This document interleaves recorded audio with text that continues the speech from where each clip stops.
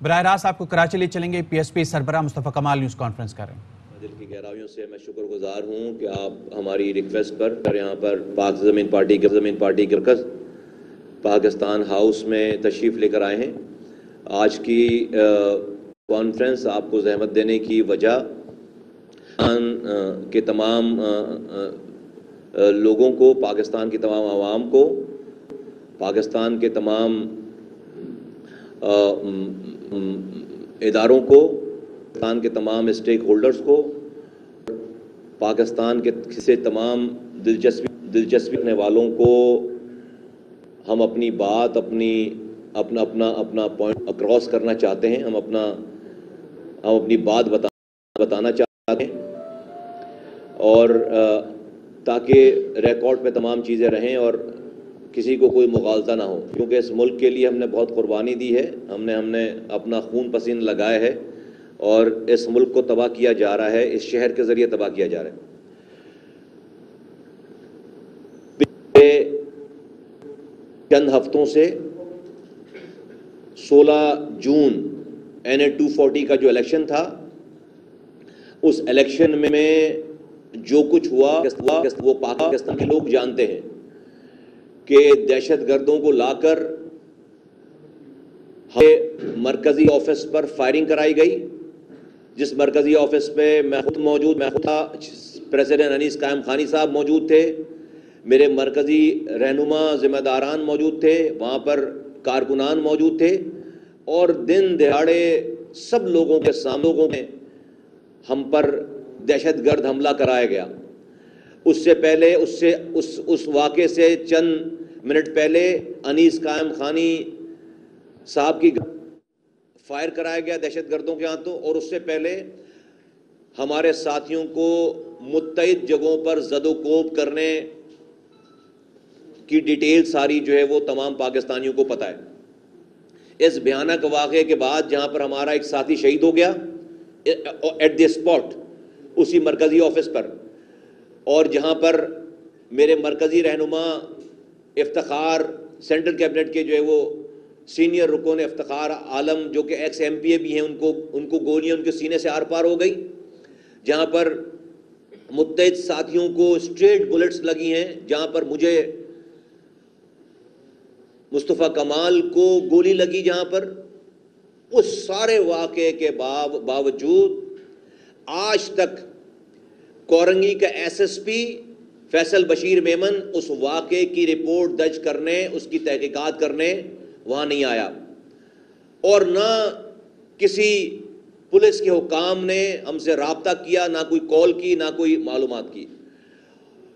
On the contrary कि ये दहशतगर्दों को पकड़ते, उनको कानून के कटहरे में लेकर आते, इन्होंने अपनी मर्जी से FIR कार्ड दी अपने तौर पर SHO को कहकर, और पहले ही दिन हमारे 45 साथियों को गिरफ्तार कर लिया। उसके बाद अगले दिन 16 और साथियों को गिरफ्तार करके उनके ऊपर दहशतगर्दी का मुकदमा चला दिया। यहां पर पाकिस्तान के लोगों को यह पता हो, इदारों को यह पता हो कि कत्ल हम हुए, जख्मी हम हुए, हमला हम पर हुआ, और मेरे 16 साथियों के ऊपर दहशतगर्दी का मुकदमा डालकर उनको गिरफ्तार कर लिया गया। सो मच सो कि अदालत भी इस बात पर परेशान है कि दहशतगर्दी का मुकदमा की क्लॉज जो है वो कहां लग रही है। कोई जख्मी नहीं हुआ, कोई मरा नहीं है, कोई गाड़ी नहीं जली है, और उनके ऊपर दहशतगर्दी के दफात डाल के 16 साथियों को अरेस्ट कर लिया गया। हमने पिछली प्रेस कॉन्फ्रेंस में जख्मियों को लाकर उनके जिस्म के कपड़े उतरवा कर उनको दिखाया हमने कि उनको कहां कहां गोलियां लगी हैं। शहीद साथी के भाई को बिठाया हमने साथ अपने बराबर में कि इनका भाई शहीद हुआ है, सैफुद्दीन भाई का। लेकिन अफसोस के साथ यह कहना पड़ रहा है कि इस तमाम वाक़े में सिंध सरकार, पीपल्स पार्टी की और उसकी पुलिस इस घिनौने खेल में शामिल है और इस मुल्क और इस शहर के अमन को तबाह करने के दर पे है।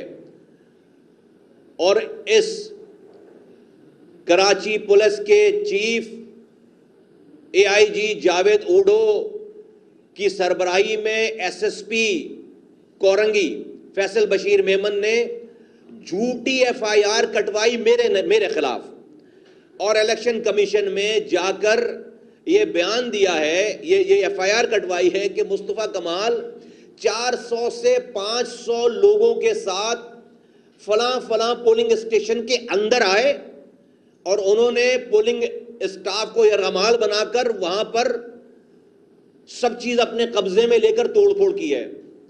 मैं पूरे पाकिस्तान के लोगों के सामने आपके मीडिया के जरिए बताना चाहता हूं कि अगर मुस्तफा कमाल की कोई एक फुटेज, कोई एक तस्वीर, कोई एक सबूत यह मिल जाए कि मैं किसी भी पोलिंग स्टेशन के अंदर गया हूं, तो जो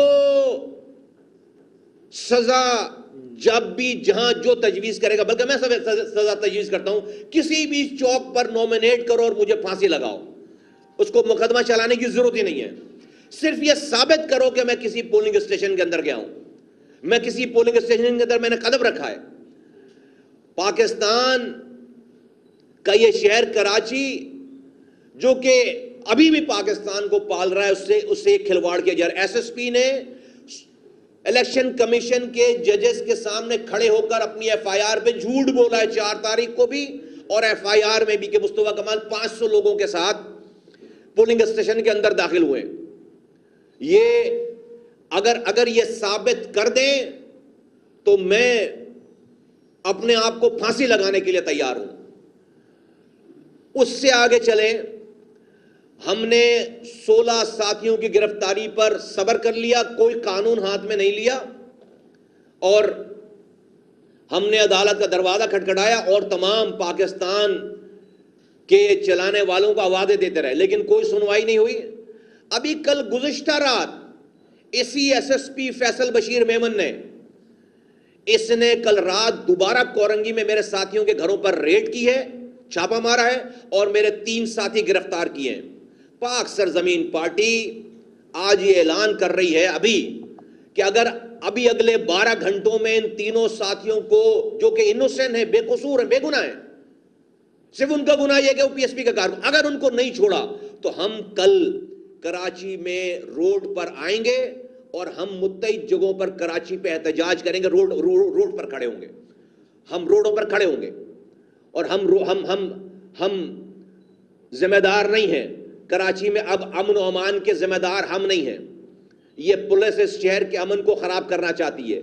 ये जावेद ओडो और ये एसएसपी कोरंगी फैसल बशीर मेमन, इसको पता ही नहीं है कि ये शहर में 1992 से लेकर हमारे आने तक 2016 तक पुलिस वर्दी पहनकर बाहर नहीं निकल पाती थी थानों से।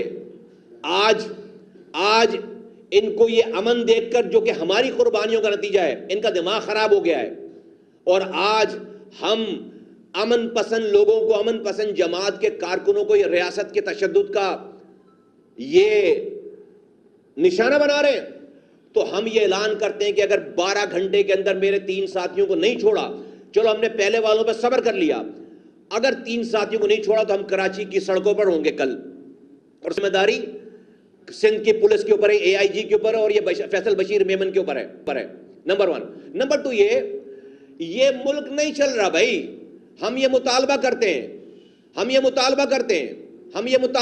हैं कि ये नवाज, पहले इमरान खान साहब की हुकूमत चलाने के लिए जरदारी साहब को खुली छुट्टी दे दी गई थी पीपल्स पार्टी को, अब इस नवाज शरीफ साहब की, शहबाज शरीफ की हुकूमत को चलाने के लिए जरदारी साहब को, पीपल्स पार्टी को इससे ज्यादा खुली छुट्टी है, क्योंकि ये तो हुकूमत अब 2 सीटों पे चल रही है, 2 वोटों पे। तो अभी इनको पता है पीपल्स पार्टी वालों को कि इनको कोई पूछने वाला नहीं है। तमाम पाकिस्तान के इदारे, तमाम आर्मी चीफ, तमाम जुडिशरी, सब लोग अभी आंखें बंद कर लेंगे क्योंकि हुकूमत चलानी है। तो इनको मादर पितर आजाद है, ये इनको कोई पूछने वाला नहीं है और हम इसका खमियाजा भुगत रहे हैं। हम इस पुलिस दहशतगर्दी का खमियाजा भुगत रहे हैं। तो मैं आज ये मुतालबा करता हूं कि पाकिस्तान में fill for early election announce किया जाए। अभी मुतालबा करता हूं मैं कि ये इस तरह तो 1 घंटा नहीं गुजर रहा भाई, ये जब तक नवंबर की बारी आएगी, नवंबर में बहुत अहम फैसले होने हैं, उस वक्त तक जरदारी साहब इस पाकिस्तान का बेड़ा गर्क कर चुके होंगे। उस वक्त तक इस सिंध में ऐसे हालात पैदा आज कर दिए गए हैं कि हमें दीवार से लगा दिया गया है। तो जब तक नवंबर आते आते पाकिस्तान की पता नहीं क्या पोजीशन हो, तो भाई नवंबर में आप अहम फैसले करने के चक्कर में हुकूमत चला रहे हो और पता चला कि नवंबर तक आपकी कहानी खत्म हो गई, तो मैं फिल फौर मुतालबा करता हूं कि भाई ये हुकूमत किसी काबिल नहीं है, कोई फैसला नहीं कर सकती। ये 2 सीटों पे चल रही है, जरदारी साहब को, पीपल्स पार्टी को कैसे नाराज करेगी, ये एमक्यूएम को कैसे नाराज करेगी, और उसका खमियाजा, और इनको खुली छुट्टी है, इदारे भी खामोश हैं, आंखें बंद किए हुए हैं। जिनकी कुर्बानियों से, जिन रियासती इदारों की कुर्बानियों से यहां पर अमन आया था, उन्हीं रियासती इदारों की कुर्बानियों को ये सिंध पुलिस और पीपल्स पार्टी जाया कर रही है, उसको नेस्तो नाबूद कर रही है। कोई उसको पूछने वाला नहीं है, क्योंकि शहबाज शरीफ साहब की हुकूमत चलानी है। तो हम ये मुतालबा करते हैं, और इसके लिए अमली जद्दोजहद में हर किस्म का हम रोल प्ले करेंगे कि इस मुल्क में अब ये नागुजीर हो गई है कि इस मुल्क में early election, fill for election announce किया जाए। ये मुल्क नहीं चल रहा, और ये पार्टियां इस काबिल नहीं है कि इनको ये मुल्क दिया जाए। ये जो पीपल्स पार्टी है, इसको इस काबिल नहीं है कि इसको खुली छुट्टी दी जाए। ये मुल्क को नुकसान पहुंचा रहे हैं, ये तबाह कर रहे हैं। ये इमेजिन करो कितने सारे लोगों की मौजूदगी में एक एसएसपी एफआईआर काट रहा है, एआईजी उसको एग्री कर रहा है कि मुस्तफा कमाल, मैं एक जिम्मेदार आदमी हूं कि 400 से 500 लोगों को लेकर पोलिंग स्टेशन में दाखिल हुआ। अबे तुम्हारे सारे polling station sensitive polling station हैं, हर पे कैमरा लगा हुआ है, एक फुटेज नहीं है, एक तस्वीर नहीं है। कहते हैं जब कहते हैं मुस्तफा कमाल की तस्वीर दिखाओ, फुटेज दिखाओ, तो कहते हैं कि वहां पर कैमरे नहीं थे, और उन्हीं कैमरों से तस्वीरें निकालकर मेरे कारकुनों को, मेरे चीफ पोलिंग एजेंट को, मेरे कारकुनों को गिरफ्तार कर रहे हैं। ये इलेक्शन कमीशन में झूठ बोल रहे हैं जाकर। मुस्तफा कमाल अगर किसी पोलिंग स्टेशन के किसी भी पोलिंग स्टेशन के अंदर गया हो, तो मैं अपने आप को फांसी लगाने के लिए तैयार हूं, सियासत छोड़ने के लिए तैयार हूं। लानतुल्लाहि अलल काज़िबीन, झूठों पर अल्लाह की लानत। ये एसएसपी रातों में एमक्यूएम के लोगों के साथ, मैं जानता हूं, ये शराबों की महफिलें ऑर्गेनाइज करता है, और ये वहां पर बैठकर फैसले हो रहे हैं। और बड़े अफसोस के साथ कहना पड़ रहा है कि मैंने तो एमक्यूएम के लिए अच्छी बात की थी कि टीएलपी तुम्हारे साथ लाकर लगा दी, 65 वोटों से तुम्हें जो है वो बरतरी दी, अगली दफा तुमसे छीन लेंगे। लेकिन उसके जवाब में एमक्यूएम के कारकुनान और उनका एमपीए कोरंगी का पुलिस की मोबाइलों में बैठकर आकर मेरे कारकुनों के घरों पर पुलिस को निशानदेही करा रहे हैं कि ये पूरे कराची में एमक्यूएम के कारकुनान पीपल्स पार्टी के साथ मिलकर हमारे कारकुनों को के घरों पर लेकर आ रहे हैं पुलिस को, और उनको अरेस्ट करवा रहे हैं। ये है जवाब। हमारे मरने के बाद, हमें गोली लगने के बाद, हमारे ऊपर दहशतगर्द हमले के बाद एमक्यूएम के रहनुमा टीएलपी के ऑफिस में जाकर टीएलपी वालों की कदमबोसी कर रहे हैं कि आपने अच्छा किया, पीटीआई वालों, पीएसपी वालों को मारा है, आपने उनको अच्छा किया, गोली मारी है। वो जाकर उनसे इज़हार यकजहती कर रहे हैं। दहशतगर्दों के साथ जिन्होंने मारा है, ये मुहाजिर नाम की सियासत करते हैं। मरने वाला सैफुद्दीन मुहाजिर था, गोली जिसको लगी इफ्तिखार को आईसीयू में था, वो मुहाजिर था। जिशान मुहाजिर था। ये मानी जिसको चेस्ट से गोली पार हो गई मुहाजिर था। ये मुस्तफा कमाल जिसको गोली लगी मुहाजिर था। ये जो सारे बैठे हुए थे वहां पर 90% मुहाजिर थे जिन पर दहशतगर्दों को, तो ये मुहाजिरों के नाम पर सियासत करने वाले ये जाकर, तस्वीरें गवाह हैं, ये जाकर टीएलपी के वालों के पास जो कि कातिल हैं उनके पास जाकर उन पर कदमबोसी की है इन्होंने जाकर। और अभी पीपल्स पार्टी के साथ इनका चूंकि एग्रीमेंट है, ये इनका एमपीए कोरंगी का और इनके कारकुनान पूरे शहर भर में पुलिस के मोबाइलों में बैठकर आकर हमारे कारकुनों के घरों की निशानदेही कर रहे हैं और उनको गिरफ्तार करवा रहे हैं। मासूम बेगुनाह कारकुनान जो कि 6 सालों से शहर के अमन। अहम तरीन खबरें अब एक क्लिक की दूरी पर। आपके पसंदीदा टॉक शोज हों या अहम मुल्की या गैर मुल्की शख्सियात की न्यूज कॉन्फ्रेंसेस, हर लम्हा बाखबर रहने के लिए सब्सक्राइब करें हमारा YouTube चैनल।